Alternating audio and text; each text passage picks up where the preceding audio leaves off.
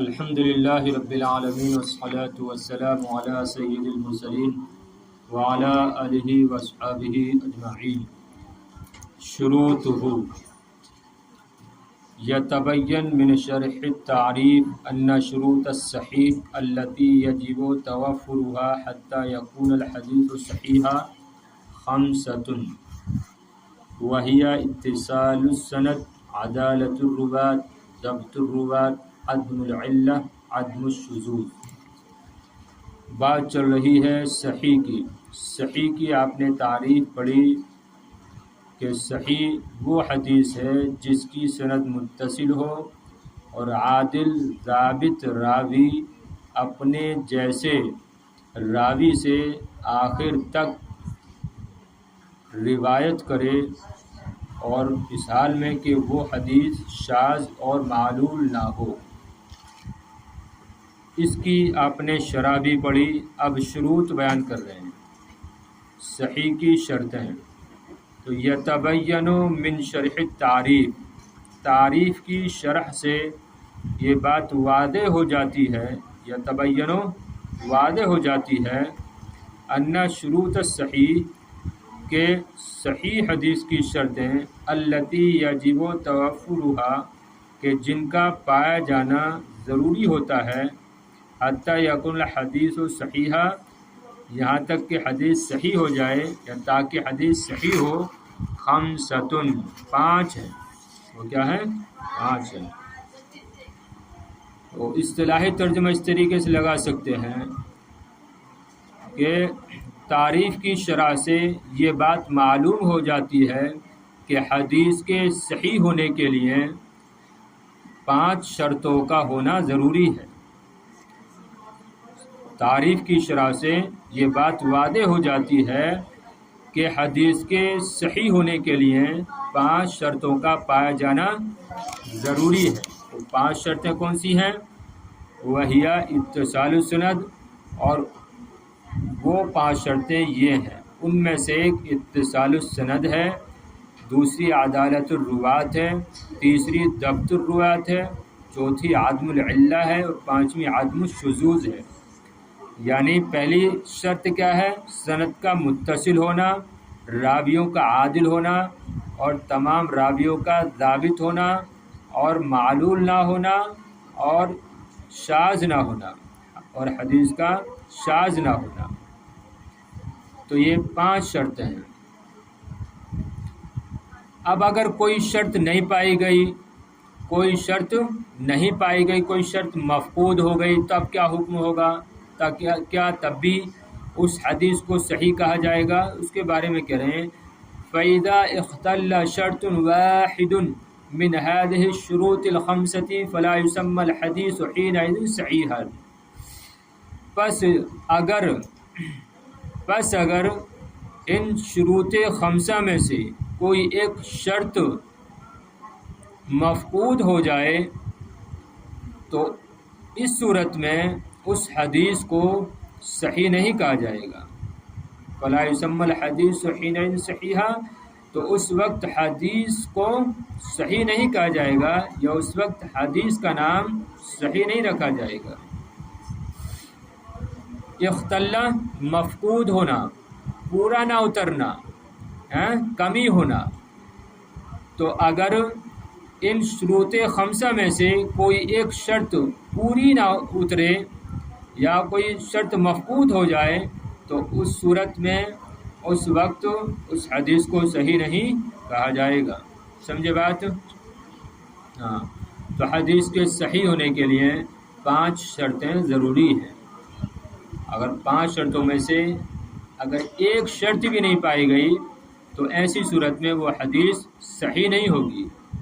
اب یہ مطلب نہیں ہے صحیح نہیں ہوگی تو قابل قبولی نہ ہو، قابل قبولی نہ ہو، ایک دم ضعیف ہو جائے، یہ مطلب نہیں ہے۔ بس یہ کہ ہاں صحیح نہیں ہوگی، وہ حسن ہو سکتی ہے، وہ صحیح لغیری ہی ہو سکتی ہے، ہاں صحیح لذاتی ہی نہیں ہوگی اگر ان شروط خمسہ میں سے کوئی شرط مفقود ہو گئی، نہیں پائی گئی، بس صحیح نہیں رہے گی۔ لیکن ایسا ہو سکتا ہے کہ وہ صحیح لغیری ہی ہو جائے، یا حسن لذاتی ہو جائے یا حسن لغیری ہی ہو جائے، ایسا ہو سکتا ہے۔ مثالہ کس کی مثال؟ حدیث صحیح کی مثال۔ دیکھیں بات اور واضح ہو جائے گی۔ اتنے آسان طریقے سے مصنف نے سمجھانے کی کوشش کی ہے کہ جو یعنی کم ذہن بچے ہوں گے وہ بھی بات کو آرام سے سمجھ سکتے ہیں اگر وہ توجہ دیں گے۔ ہاں کوئی توجہ نہ دے، کوئی سمجھنا ہی نہ چاہے تو وہ الگ بات ہے، ورنہ تو اگر تھوڑی سی توجہ دے کر بات کو سنا جائے، سمجھا جائے تو بات بالکل ذہن میں آئے گی اور بہت آسان بات ہے۔ دیکھیے مثال ہو، اور اس کی مثال حدیث صحیح کی مثال وہ ہے جس کی تخریج امام بخاری نے اپنی صحیح میں فرمائی ہے۔ چنانچہ وہ فرماتے ہیں مثال ہو، اس کی مثال ما اخرجہ البخاری فی صحیحہ، صحیح کی مثال وہ حدیث ہے جس کی امام بخاری نے اپنی صحیح میں تخریج فرمائی ہے۔ قال امام بخاری فرماتے ہیں حدثنا عبد اللہ بن یوسف قال اخبرنا مالک عن ابن شہاب عن محمد بن جبیر بن مطعم عن ابیہ قال سمعت رسول اللہ صلی اللہ علیہ وسلم قرأ فی المغرب بالطور فهذا الحدیث صحیح۔ تو یہ حدیث صحیح ہے۔ تو امام بخاری رحمۃ اللہ تعالی علیہ نے اس حدیث کو اپنی صحیح بخاری شریف میں بیان کیا ہے، تخریج کیا ہے، بیان کیا ہے، صحیح ہے۔ اور سند بھی بیان کر دی امام بخاری نے۔ کیا سند بیان کی ہے؟ قال امام بخاری فرماتے ہیں ہم سے حدیث بیان کی عبداللہ بن یوسف نے۔ عبداللہ بن یوسف کہتے ہیں ہم کو خبر دی مالک نے، اور امام مالک روایت کرتے ہیں ابن شہاب سے، یعنی ابن شہاب زہری سے، اور ابن شہاب زہری روایت کرتے ہیں محمد بن جبیر بن مطعم سے، اور محمد بن جبیر بن مطعم روایت کرتے ہیں اپنے والد سے کہ ان کے والد نے کہا سمعت رسول اللہ صلی اللہ علیہ وسلم قرأ فی المغرب بالطور، کہ میں نے نبی کریم علیہ السلام کو مغرب کی نماز میں سورہ طور کو پڑھتے ہوئے سنا، کہ میں نے نبی کریم علیہ السلام کو مغرب کی نماز میں سورہ طور کو پڑھتے ہوئے سنا کہ آپ اس کی تلاوت فرماتے تھے۔ تو امام بخاری مصنف فرما رہے ہیں فہذا الحدیث صحیح، پس یہ حدیث صحیح ہے۔ اب کیسے صحیح ہے اس کی دیکھیں وجہ بھی بتا رہے ہیں۔ 5 شرطیں لگائی تھے نا، 5 شرطیں حدیث کے صحیح ہونے کے لیے۔ سند متصل ہونی چاہیے، منقطع نہ ہو، راوی عادل ہو، راوی ضابط ہو، اور وہ حدیث معلول نہ ہو اور شاذ نہ ہو۔ یہ 5 شرطیں اس حدیث میں پائی جاتی ہیں کہ اس حدیث کی نہ تو سند منقطع ہے، اور اس کے جو راوی ہیں وہ سب کے سب راوی عادل و ضابط ہیں۔ اسی طرح اس میں نہ کوئی علت پائی جاتی ہے اور نہ ہی اس میں سے کسی ثقہ راوی نے اپنے سے اوثق کی مخالفت کی ہے۔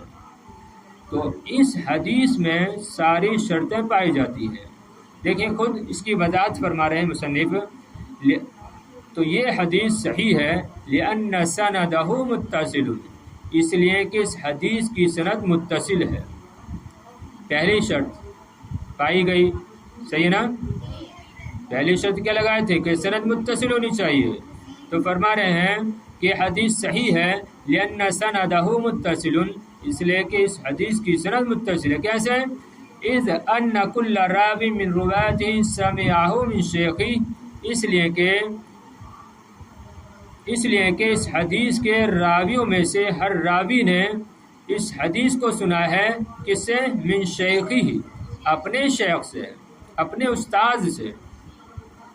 اس لیے کہ اس حدیث کے راویوں میں سے ہر راوی نے اس حدیث کو اپنے شیخ سے سنا ہے۔ اچھا، اب یہاں پر عنعنہ جو آیا، ان ابن شہاب ان محمد بن جبیر ان ابیہ، اب اس کا کیا ہوگا؟ اس کے بارے میں کہہ رہے ہیں وَأَمَّا عَنْعَنَةُ مَالِكٍ وَابْنُ شِهَابٍ وَابْنُ جُبَيْرٍ فَمَحْمُولَةٌ عَلَى الْاِتِّصَالِ لِأَنَّهُمْ غَيْرُ مُدَلِّسِينَ۔ رہا حضرت امام مالک کا عنعنہ اور ابن شہاب زہری کا عنعنہ اور ابن جبیر کا عنعنہ، تو اس کو محمول کیا جائے گا اتصال پر، اس لیے کہ یہ حضرات مدلسین نہیں ہیں، تدلیس کرنے والے نہیں ہیں، اس لیے کہ یہ حضرات تدلیس نہیں کرتے ہیں۔ یعنی یہاں پر ایک سوال کا جواب یا ایک اعتراض کا جواب دے دیا کہ آپ نے کہا کہ اس کی حدیث یہ ایسی حدیث ہے کہ اس کی سند متصل ہے، جبکہ ہم دیکھتے ہیں کہ سند میں جو ہے عن پایا جا رہا ہے، عنعنہ پایا جا رہا ہے، اور وہ حدیث جو لفظ عن کے ذریعے سے بیان کی جائے تو معنن کہلاتی ہے، اور معنن حدیث یعنی جب راوی عن کے ذریعے سے روایت کرتا ہے تو وہاں پر یہ بات واضح نہیں ہو پاتی ہے، تو جس سے روایت کر رہا ہے، جس سے وہ لے رہا ہے، اس نے اس سے بالمشافہ سنا ہے کہ نہیں سنا ہے۔ یہ لفظ عن سے روایت کرنا اس بات پر دلالت نہیں کرتا ہے کہ حدیث لینے والے نے اب اس شیخ سے جس سے وہ حدیث بیان کر رہا ہے اس سے حدیث کو مباشرتاً لیا ہو۔ عنعنہ اس بات پر دلالت نہیں کرتا ہے، بلکہ عنعنہ اس بات پر بھی دلالت کرتا ہے کہ ہو سکتا ہے کہ اس نے بالمشافہ نہ سنا ہو، بالمشافہ مباشرتاً نہ سنا ہو، بلکہ کسی راوی کو بیچ میں سے چھوڑ دیا ہو، ایسا ہو سکتا ہے۔ تو اسی کا جواب دے دیا کہ یہاں پر اس کا احتمال نہیں ہے، کیونکہ اس حدیث کی سند میں جتنے بھی راوی ہیں وہ سب کے سب ایسے ہیں کہ جو تدلیس نہیں کرتے تھے، یعنی اپنے شیخ کو چھوڑ کر اوپر والے شیخ سے حدیث بیان کرتے ہیں، ایسا نہیں کرتے تھے، بلکہ ان میں سے ہر ایک راوی نے اپنے اوپر والے راوی سے، شیخ سے حدیث کو سنا ہے اور اس کے بعد ہی آگے روایت کیا ہے۔ اسی کا جواب دیا ہے۔ رہا مالک اور ابن شہاب اور ابن جبیر کا عنعنہ، تو یہ محمول ہے اتصال پر، اس لیے کہ وہ مدلسین میں سے نہیں ہے۔ پہلی شرط پالی گئی۔ دوسری شرط لگائے تھے عدالت الروات، راویوں کا عادل ہونا۔ تو اس حدیث کے تمام راوی عادل ہیں، کیوں؟ لأن رواتہ عدول ضابطون، اس لیے کہ اس حدیث کے تمام راوی عادل ہیں، ضابط ہیں۔ وَهَذِهِ أَوْصَافُهُمْ عِنْدَ عُلَمَاءِ الْجَرْحِ وَالتَّعْدِيلِ، اور ان کے یہ اوصاف ہیں علماء جرح و تعدیل کے نزدیک۔ کون سے اوصاف؟ یہ دیکھیے جو بیان کر رہے ہیں آپ، یعنی کون راوی ان میں کیسا ہے، توجہ ہے نا؟ اس لیے کہ اس حدیث کے راوی سب کے سب عادل و ضابط ہیں، اور ان کے اوصاف یہ ہیں جو بیان کیے جا رہے ہیں علماء جرح و تعدیل کے نزدیک۔ علماء جرح و تعدیل کسے کہتے ہیں؟ وہ علماء جو راویوں کی چھان بین کرتے ہیں، ان کے بارے میں جو ہے غور و فکر کرتے ہیں، ہاں ان کی خوبیاں اور ان کے عیوب بیان کرتے ہیں۔ تو وہ علماء جنہوں نے روات پر اس اعتبار سے کام کیا ہے کہ ان کی خوبیوں اور ان کی عیبوں کو دیکھا ہے، تو وہ کیا کہتے ہیں، وہ یہاں پر بیان کر رہے ہیں۔ تو اس لیے کہ اس حدیث کے تمام راوی عادل و ضابط ہیں، اور یہ ان کے اوصاف ہیں علماء جرح و تعدیل کے نزدیک کہ عبداللہ بن یوسف یہ کیا ہیں؟ ثقۃ متقن، یہ ثقہ ہے اور متقن ہے۔ اس حدیث کی سند میں جو پہلے راوی ہے وہ کون ہیں؟ عبداللہ بن یوسف۔ تو دیکھیے عبداللہ بن یوسف کیسے راوی ہیں؟ تو کہہ رہے ہیں ثقۃ متقن، کہ عبداللہ بن یوسف یہ ثقہ ہیں اور علم والے ہیں، متقن علم والے ہیں، یا یہ ثقۃ متقن، اصل میں دونوں یہ بولا جاتا ہے، یہ الفاظ تعدیل میں سے ہے، یعنی خوبی بیان کی جاتی ہے، لفظ متقن کے ذریعے سے بھی، لفظ ثقہ اور متقن دونوں کے ذریعے سے کسی راوی کی خوبی بیان کی جاتی ہے کہ اس راوی کے اندر کوئی خرابی نہیں ہے۔ تو بہرحال عبداللہ بن یوسف ثقہ متقن ہے۔ دوسرے راوی ہیں مالک بن انس۔ تو مالک بن انس کیسے ہیں؟ امام حافظ۔ مالک بن انس یہ امام ہے اور حافظ حدیث ہے، حافظ حدیث ہے۔ وہ حافظ مراد نہیں ہے جو آج کل ہوتے ہیں حافظ قرآن، یہاں پر علم یہ حدیث کے امام اور حدیث کے حافظ کون؟ امام مالک بن انس۔ اچھا، تیسرے راوی کون ہے؟ ابن شہاب زہری، فقیہ حافظ متفق علی جلالتی و اتقانی۔ ابن شہاب زہری ہیں، یہ کیسے ہیں؟ تو ان کے بارے میں علماء جرح تعدیل فرماتے ہیں کہ ابن شہاب زہری یہ فقیہ ہیں اور حدیث کے حافظ ہیں، اور ان کی جلالت شان اور ان کی مہارت علمی پر علماء کا اتفاق ہے کہ یہ فقیہ ہیں اور حافظ حدیث ہیں، اور ان کی جلالت علم اور ان کی مہارت علمی پر علماء کا اتفاق ہے۔ تو یہ بھی جو ہے عادل ہوئے، صحیح نا؟ 3 راوی ہو گئے۔ چوتھے کون سے ہیں؟ چوتھے محمد بن جبیر۔ محمد بن جبیر ثقۃ۔ تو علماء جرح و تعدیل محمد بن جبیر کے بارے میں فرماتے ہیں کہ یہ ثقہ ہے۔ 5ویں راوی کون ہے؟ جبیر ابن مطعم، صحابی۔ جبیر ابن مطعم کون ہے؟ یہ صحابی ہیں، اور الصحابۃ کلہم عدول، صحابہ تمام کے تمام کیا ہیں؟ عادل ہے۔ ان کے بارے میں تو بحث ہی نہیں کی جائے گی، صحیح ہے نا؟ تو دیکھیے اس حدیث کے تمام راوی عادل ہیں اور ضابط ہیں، تو لہذا اور ہاں دوسری بات کیا ہے؟ سند بھی متصل ہے، صحیح ہے نا؟ تو حدیث کیا ہوئی؟ صحیح۔ اچھا، اب یہاں 2 شرطیں اور رہی، کیا کریں؟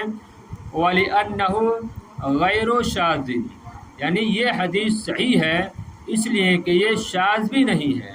کیسے شاذ نہیں ہے اس کے بارے میں بتا رہے ہیں، اِذْ لَمْ يُعَارِضْهُ مَا هُوَ أَقْوَى مِنْهُ، اس لیے کہ یہ ایسی حدیث ہے کہ اس کے مد مقابل اس سے قوی حدیث کوئی نہیں ہے۔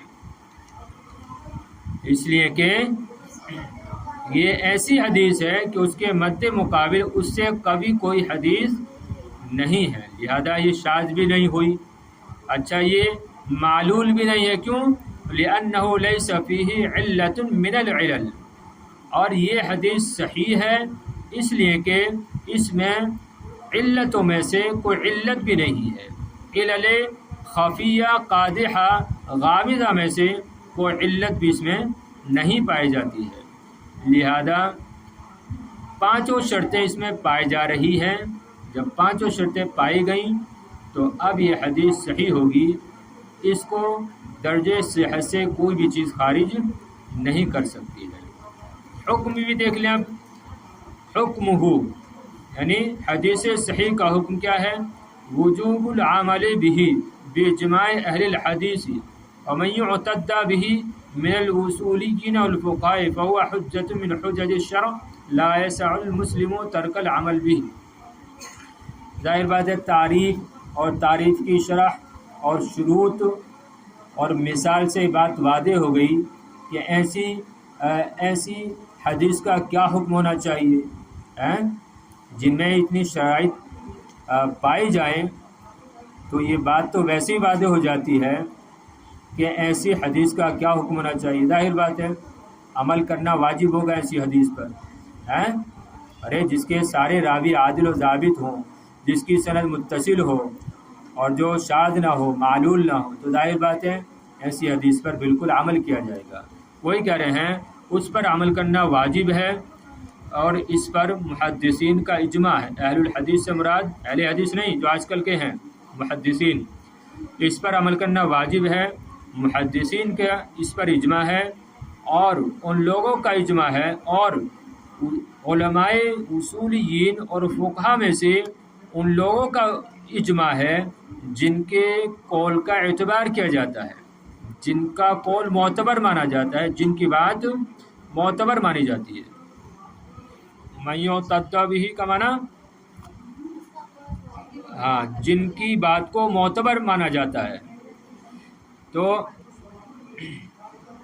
صحیح حدیث پر عمل کرنا واجب ہے، اس پر محدثین کا اجماع ہے، اور علماء اصولیین اور فقہا میں سے ان علماء کا اجماع ہے کہ جن کی بات کا اعتبار کیا جاتا ہے۔ فَهُوَ حُجَّةٌ مِّنْ حُجَجِ الشَّرْعِ، لہذا یا پس خبر صحیح حدیث یہ شریعت کی حجتوں میں سے ایک حجت ہے۔ لا یسع المسلم ترک العمل بھی، کسی مسلمان کو اس پر عمل کو ترک کرنے کی گنجائش نہیں ہے۔ مسلمان کے لیے اس پر ترک عمل کی گنجائش نہیں ہے، یعنی کسی مسلمان کے لیے گنجائش نہیں ہے کہ اس پر وہ عمل نہ کرے، عمل اس پر کرنا ہی ہوگا کہ وہ حجت ہے۔ صحیح ہے، تو اس پر عمل کرنا واجب ہے۔ تمام محدثین کا اس پر اجماع ہے، اور علماء اصولیین و فقہا میں سے ان لوگوں کا بھی اجماع ہے جن کے قول کا اعتبار کیا جاتا ہے۔ بس وہ شریعت کی دلیلوں میں سے ایک دلیل ہے، اور مسلمان کے لیے اس پر ترک عمل کی گنجائش نہیں ہے۔ مسلمان کے لیے اس پر عمل نہ کرنے سے کوئی گنجائش نہیں ہے، اس پر عمل کرنا ضروری ہے مسلمان کے لیے۔ بس اور چلیں۔